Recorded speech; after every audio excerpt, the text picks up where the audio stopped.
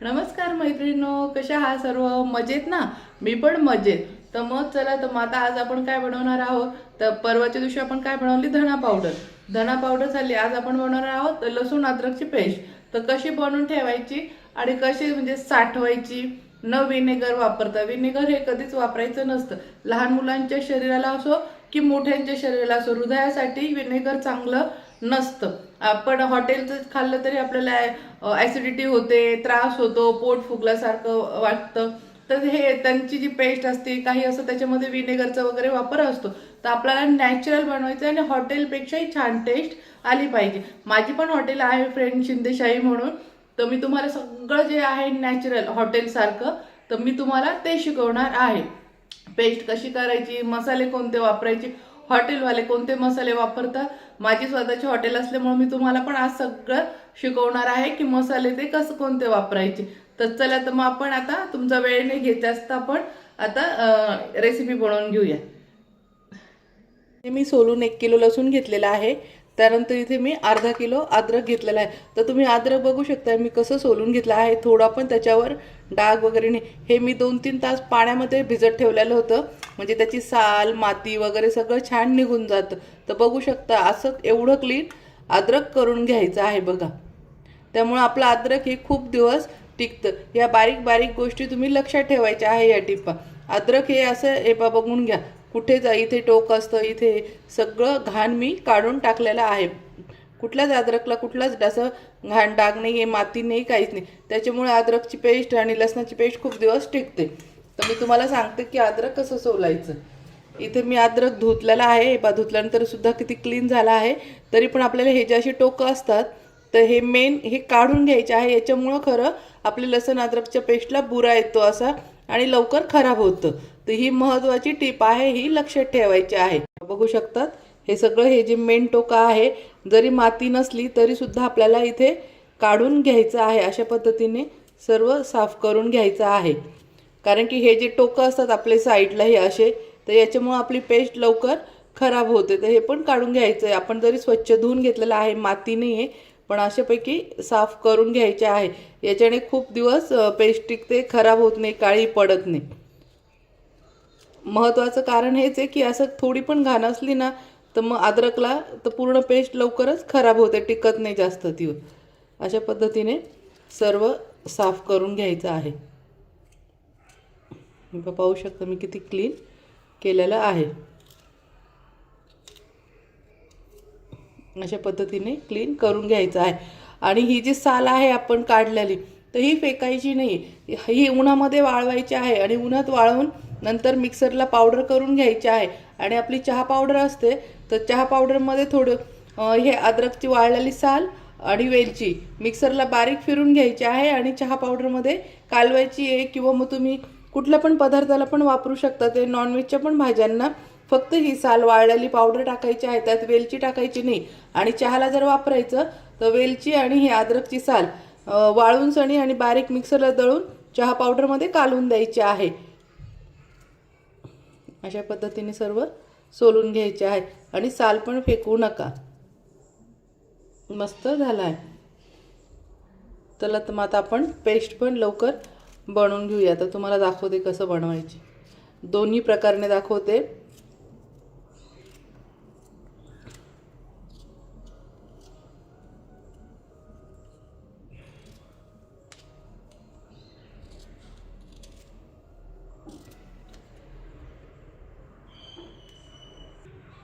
पहिली टीप आता मिक्सरच्या भांड्यामध्ये याच्यात करायचं आहे. दुसरी पद्धत पण दाखवते तुम्हाला ज्याच्यात सोपं वाटेल किंवा ज्याच्यात करायचं आहे तिथं तुम्ही करू शकता. ते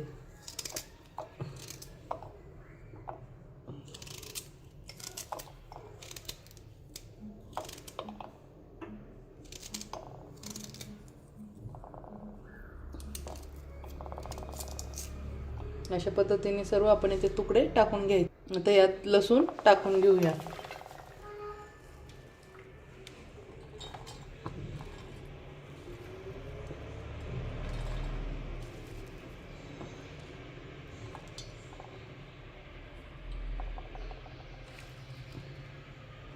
अशा पद्धतीने सर्व लसूण टाकून घ्यायचं आहे बघा. आता हे आपण मिक्सरला बारीक करून घ्यायचं आहे.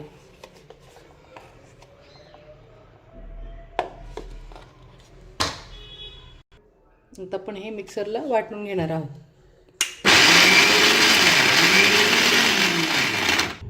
इथे मी बघू शकता तेल ओतत आहे. विनेगर टाकलेलं नाही, थोडंसंच तेल टाकायचं आहे, खूप पण नाही. आता फिरून घेऊया मिक्सरला पुन्हा. यात पाणी ओतायचं नाही, असं चमच्याने खालीवर करून असं ही पेस्ट हलवत राहायची आणि दळत राहायची. खूप छान बारीक पेस्ट होते. आणि तेल पण खूप ओतायचं नाही, नॉर्मली एकदम थोडंसं, म्हणजे त्याचा सफेदपणा वगैरे सर्व तसाच राहतो. पण विनेगर टाकू नका. विनेगरने हाडं आपले ठिसूळ होतात. शरीरासाठी विनेगर चांगलं नसतं. असं चमच्याने कालवूनच आपण चालू बंद करून हे दळून घ्यायचं आहे सर्व.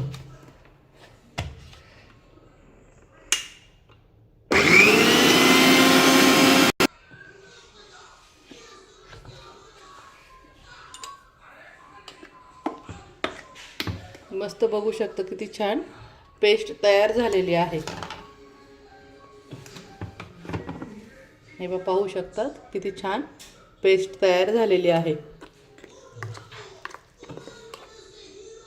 अशा पद्धतीने करून घ्यायचं. आणि कलरही बघा, आणि हा कलर असाच टिकतो. चला तर मग आता मी दुसरी पद्धत पण शिकवते तुम्हाला. तर मस्त ही पेस्ट छान झालेली आहे. आणि याचा कलरसुद्धा जात नाही ना, काळा पडत नाही, काहीच नाही. असली नाशीच राहते. बघू शकता किती छान दिसायला पण छान.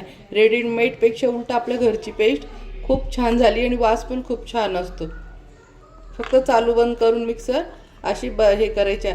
आणि समजा एखाद्याला नाही जमलं, पहिल्यांदा जर कोणी करत असेल ही पेस्ट, तर 2 चमचे तेल आणि 3-4 चमचे पाणी, असं तेल पाणी एकत्र करून, आणि तेव्हा ते थोडंसं टाकायचं. म्हणजे असं खूप पण नाही टाकायचं आहे, धरलं पाणी आणि ओतलं तर तेल पाणी एकत्र करून अगदी, म्हणजे हे जे चमचे आहे 1 किंवा 2 चमचे फक्त ओतायचं आहे, जास्त नाही. तर खूप छान पेस्ट बनेल. तर स्टार्टिंगला तुम्हाला नाही जमलं तर तेल पाणी एकत्र, याच्यात तेल डायरेक्ट न ओतता तेल पाणी एकत्र करून, आणि थोडंसं, म्हणजे आपला हा जो छोटा चमचा आहे, पोहे वगैरे खिचडी खातो आपण, तर फक्त ते 2 चमचे, म्हणजे तुमच्या अंदाजानुसार टाका तुम्ही. पण पातळ नाही करायची. याची थिकनेस पाहिलं का कशी आहे, बघू शकता एकदम घट्ट आहे, पातळ नाही. तर ही खूप जास्त टिकते, महिनाभर पण तशीच राहते. तर आता दुसरी पद्धत शिकवते, आणि क्रश करून ठेवायचं आपल्याला. आता इथे मी चॉपर घेतलेला आहे. आपण चॉपरमध्ये क्रश करायचं आहे. याच्यामध्ये अद्रकचे तुकडे करून टाकून द्यायचं आहे. अशा पद्धतीने सर्व आता आपण अद्रकचे तुकडे टाकून घ्यायचे आहे असे. त्याच्यामध्ये लसूण पण टाकून घ्यायचं आहे.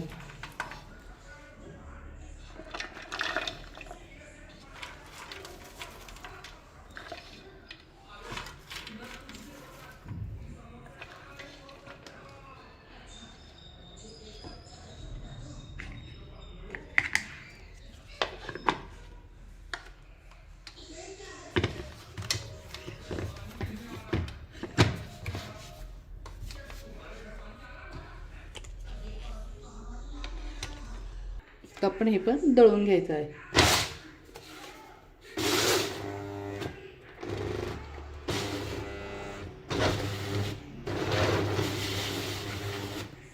अशा पद्धतीने सर्व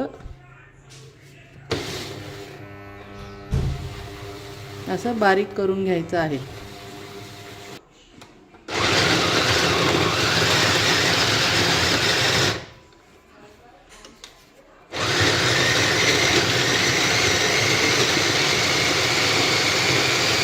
याच्यामध्ये आपण आता असा क्रश या मशीनमध्ये पण करून घेतला आहे. दाखवते तुम्हाला आता काढून. बघू शकता इथे कसं झालं. आता थोडंसं नॉर्मली तेल इथं पण आपण एकदम थोडंसं टाकायचं आहे, जास्त पण नाही, एकदम थोडंसं, फक्त काळा पडू नये म्हणून टाकायचं आहे तेल. पुन्हा एकदा फिरवून घेऊया आपण.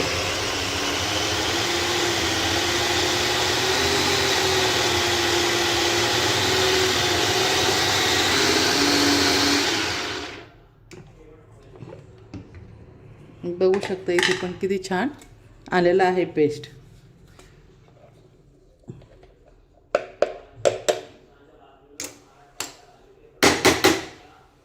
हे बघा बघू शकता किती छान क्रश झालेला आहे आणि म्हणजे पेस्टच झाली एक प्रकारची. आणि जर आपल्याला जाड पाहिजे तर थोडं कमी फिरवायचं मिक्सरचं भांडं आणि पातळ पाहिजे तर असं. हे बघा किती छान झालेलं आहे. याचा पण कलर असाच टिकून राहतं. हे एअरटाईट डब्यात भरून मस्त फ्रीजमध्ये स्टोअर करायचं आहे. अशा पद्धतीने सर्व पेस्ट बनवून घ्यायची आहे. हे झालं फ्रेंड आपलं मस्त लसूण अद्रकचं क्रश आणि ही पण झाली आपली लसूण अद्रकची पेस्ट. तर कशी वाटली फ्रेंड माझी रेसिपी? आवडली असेल तर माझ्या चॅनलला लाईक करा, सबस्क्राईब करा आणि शेअर करा. मस्त खा आणि मस्त राहा आणि चमचमीत डिश बनवा आणि मला कमेंटमध्ये सांगा. Bye friend.